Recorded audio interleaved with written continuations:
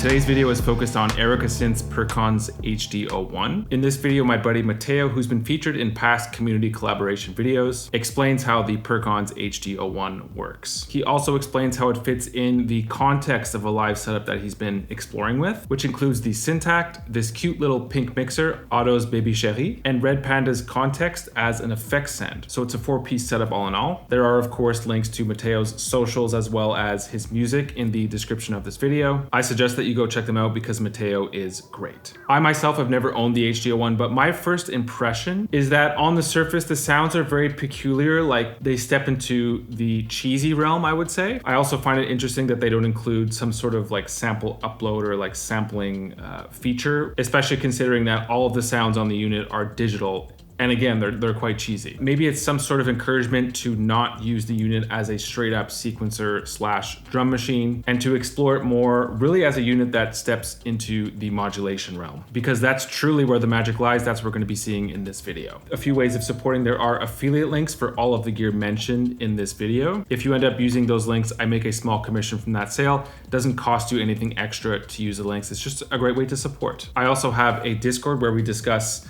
setups like this, setups featured in other great videos, just everything on the topic of synths and electronic music. It's a free server, so it'd be great to have you there to join the discussion. If you'd like to take it up a step in terms of support, I also have a growing Patreon where I offer exclusive content, extended videos, exclusive videos, discounts on sample packs or other products that I have released or will be releasing in the future. These are all just great ways of supporting the channel, keeping this whole train running, and also joining a community of like-minded people. Now that that's out of the way, let's get on with this video. The setup is really based around the Perkons and its sort of strengths and weaknesses. The weaknesses being that it has 4 voices, limited things. This is why I started bringing the Syntakt along with it, because this is really good for claps and synth sounds. So the two of them together really complement each other. Okay. And I brought this little pedal because it's sort of, it's a really good reverb pedal to work with this because you can tweak the EQ with it. This is my mixer now because I was using a little Bastel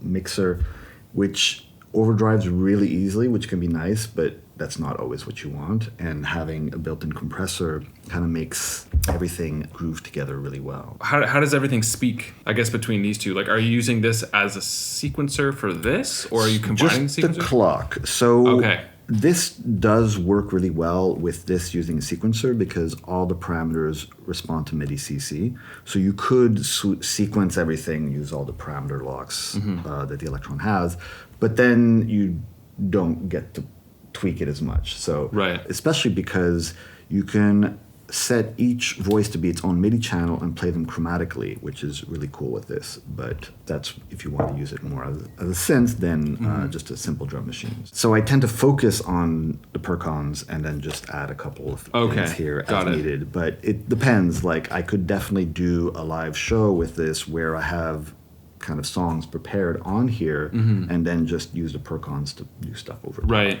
Actually, a little side note here, I just picked up the Pulsar 23 and I feel like it's a similar type of thing where I feel like that's more of a texture thing over top of another drum groove perhaps. Yeah, it's interesting. I'd say this is sort of in between these two instruments because you can save kits and patterns on this. Yeah. And the synth sounds are all digital. It's mostly like wavetables and different variations of that. But has analog filters, drive. The cool thing about here is that not only can you step sequence all 4 tracks simultaneously, you can also do stuff like change the pattern length of different tracks. Right. Make them play faster, slower divisions, things like that, all without diving into any menus.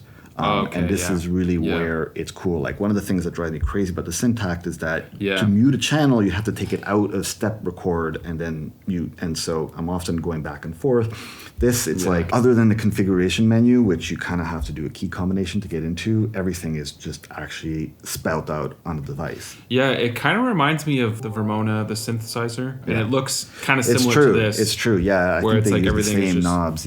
It's just everything is like right on the surface. And Ura Music, shout out to Ura, he uses that a lot. So I'll dive a little bit into the voices. So the voices here, I'll have the same parameters, or actually it's the same layout, but the parameters are a little different. So you always have tune, decay, cutoff for the filter, drive, effects send and level, but these two knobs change depending on which voice. So for example, on the kick drum, this controls the pitch envelope. On the hi-hat, it's an attack. Okay. This is sort of, it's called a reverb, but... Sounds like crystallizer. Yeah, it depends. And so there are 3 algorithms and 3 modes for each one, and these knobs will change depending on which ones. This is sort of my favorite ones. So, the full drum, sort of like a wave folding kick drum. This is a wavetable. Whoa. This is a snare. So it has both a tone and a noise component to it. And then this is a sort of synthetic hat, which can be sort of metallic noise, white noise, or like a digital kind of noise. Okay, so it's a really, it sounds like an old school drum machine. It is, yeah. It's got a very peculiar sound palette. And like, for example, here it has some kind of acoustic type drums. It's almost like a 707 type of thing. Kind of ride. Okay, and this is it's all digital. Yeah, it's all digital. Okay. So it's not a huge palette of sounds, especially since some of them I don't like a whole lot. Yeah. But they're very tweakable. And what's fun is that not only can you play with your hands, you can also record modulation. Okay. And then another thing you can do is there's a little LFO here. Okay. You can assign to, so we'll go into modulation, and let's say we want this parameter maybe at 50%. Sorry, this one. I mean, yeah, this is basically where things become interesting. It's like through the modulation. Yeah. Because the sounds themselves, I find, are kind of lame. So it's just like kind of what you could do with them? Yeah. Okay. Yeah. Definitely you can do a lot with them. And as I was playing, you have things like this where you can just change. Okay. Change the last step. Like it's literally there. Okay. Very cool. Reset the sequencer. Yeah. Talk about the effects a little bit. So there's a built-in effect here, and I'll show that first, which is like a Bucket Brigade emulation. Okay. You have different kind of colors to it, and you can do sort of dubbier type of things. But you can also use an external effect. And there's a send return here, and I have it going through a reverb pedal. So if I turn the built-in one off, but I turn the external one on,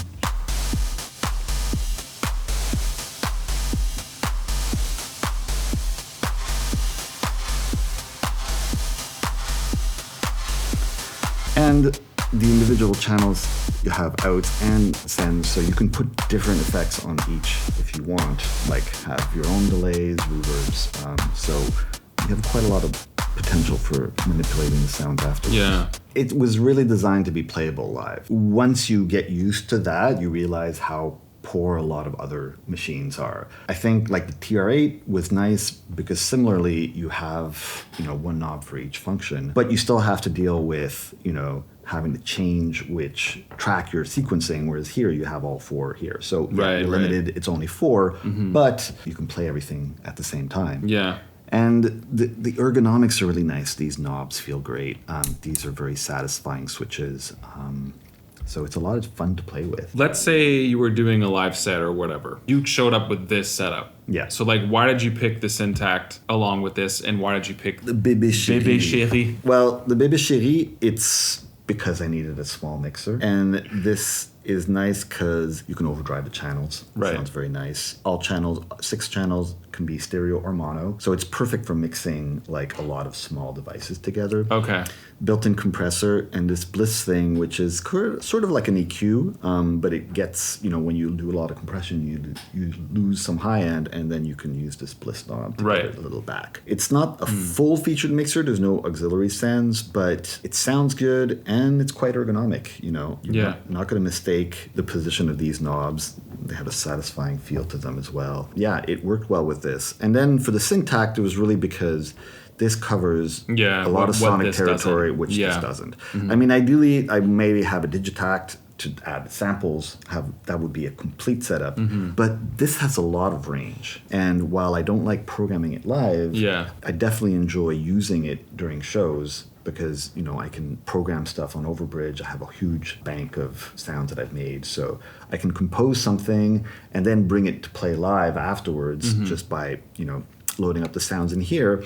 And then I can improvise on here. So I don't have to be, digging into the menu. So this is really why I like having something pre-programmed as a backing and then having something that I can improvise with. Okay, and when you say improvise, you mean basically what you just did here, like adding notes and then modulating them live? Yeah, exactly. Okay, so you have enough of an ear to know like kind of where you're going to go modulation-wise live, or are you kind of just sort of going, Yeah, it's part of the fun. There's a little sort of risky element to it, which I like. It's one of the things that is nice about it is that it has a wide range. Like something like a 909, everything kind of sounds like you have a limited range, which means that you're always in a kind of a sweet spot. Here you can definitely make it sound weird. Yeah. But that's it's probably nice really easy to make it sound like shit.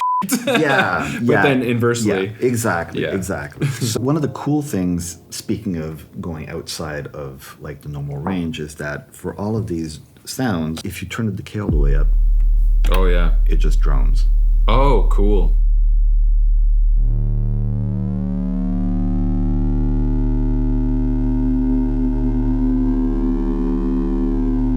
It's almost more fun to use it as a drone than as a drum machine. Do you ever drone with like several voices at once?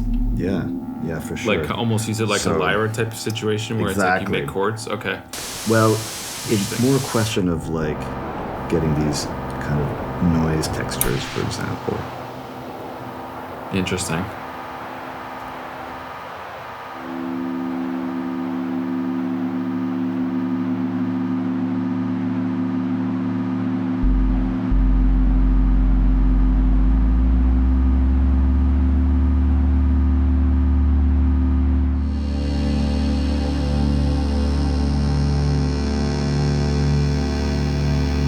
That's kind of what sold it to me.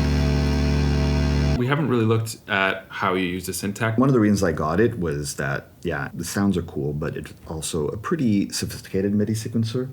So I use it as sort of the brains of my live setup. So sometimes I'll have like actual synths that I'll just have everything controlled by here and then just use a couple of drum sounds on here. Do you ever consider using, because this is one of my big things, having like a standalone sequencer? I've been obsessed with like the Oxy one. Yeah. Everyone's probably rolling their eyes right now. I find it so useful because you could use it like the Syntakt, but it's a lot more powerful, I find. Yeah. I guess because the Syntakt it's a mixer as well. There's like a bunch of other things. Yeah. Definitely consider it. The thing is, I like to do quite a bit of improvisation in my shows, so there's not this need of like very complex playback. Whereas something with like an Oxy One would be really good. I was actually looking at Hapax because you can load multiple projects at the same time and go back and forth. So cool. You're not forced into sort of this linear, one after the other flow. Interesting. And I used the Hermod, which is sort of the modular version in my rack. I would probably go with that one if I needed a sequencer. Okay. But yeah, it's just a question of need. Like right now, for the shows that I'm doing, this has been, a good setup. It's been fine. The next thing we'll be looking at in this video is this cute little pink mixer, Otto's Bebe Cherie, and just why Mateo decided to purchase it and include it in this setup. Before getting into that though, let's talk about today's sponsor, DistroKid. If you're watching this video, chances are that you're maybe a hobbyist or a hobbyist evolving into someone who would like to officially release music to all major streaming platforms, in which case DistroKid might be a great option for you. Here are a few reasons why they're great as a music distribution platform. In terms of what's new, they recently released a smartphone app, which makes checking your important DistroKid stats easy and accessible. The app is now available on Android through the Play Store. Essentially everything that you've been able to do on the DistroKid desktop app, you're now able to do through your smartphone. In fact, here's a list of key features that the app offers you. You might want to pause it now if you want to check them out. In today's day and age, we all know how many hats we have to wear as artists and producers. It can just be a lot, so write the music, produce the music. Then you've got to create content to promote it a few weeks before it's released. Then you've got to continue creating content after it's been released to promote it. It's a lot, and I'm not saying that DistroKid does all of this work for you, but they do make it a lot easier for us with the free promotional tools that they offer. The one I use most is Hyperfollow. It's essentially a free landing page or link tree. It's super clean. You could link maybe your latest video, your latest single, other important links you'd like to lead people to. I also use promo cards whenever I release a single. Just select the single that you would like to promote and it'll auto-generate a few different options for you to choose from. Go with DistroKid. It's just over $20 a year to release unlimited music to all major streaming platforms. You keep 100% of your streaming royalties. So many other tools that they offer for someone who's independent. They're made for us. And there is a discount linked in the description of this video if you would like to join. How would you incorporate that into this whole setup? The main thing is that it's a mixer for, 1/8" devices with a bit of drive. So if let's get something.